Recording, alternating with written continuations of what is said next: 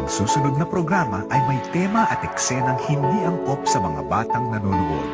Patnubay ng magulang ang kailangan. What is that? Is that your beer?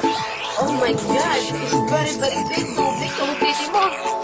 Ay, Diyos ko! Filipino, pancit-eating mother hamper. Gantot ang gantot!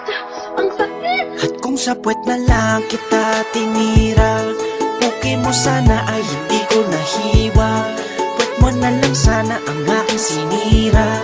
Di ka na buntis at lumaki ang hita. At kung sa puwet na lang ay baby, kung sa puwet na lang ay mama, kung sa puwet na lang kung sa puwet na lang kasi siguro ngayon ay wala pa akong anak. At di pa siguro daddy sa akin nakatatak. At di ko naririnig si misis sa kakaputak na pag walang panggatas ako ay nasasabak. Sa ganda mong yan dapat ika'y nasa asap. Nagpabuntis kasi ngayon ikaw ay lata.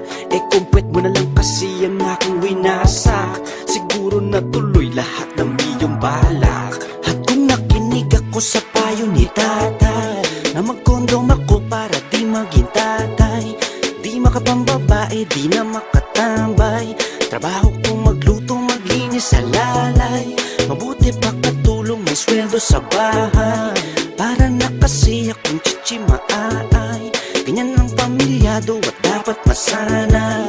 Kasi ngayon nagsisisi ako sa buhay. Kasi kung sa puwet na lang kita tinira, puki mo sana ay hindi ko nahiwa. Puwet mo na lang sana ang aking sinira. Di ka na buntis at lumaki ang hita.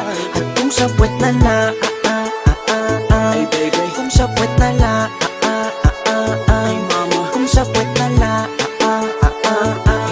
kung sa puwet na lang sa hirap ng buhay ngayon, pagkain ko pansit kanton. Lucky me, malas nga sa dami ng aking bata. Ayan tuloy ang napala sa iyong kakatihaya. Lumabas 5 bata, di ka pa ba nagsasawa? Eh kung nakinig ka na lang sa'kin, puki na lang ang kinain. Sabay tuwad, pasok sa puwet, sabay utot ka naman lagkit. Tamod ko yata na ipit, at least sa puwet mo kumapit.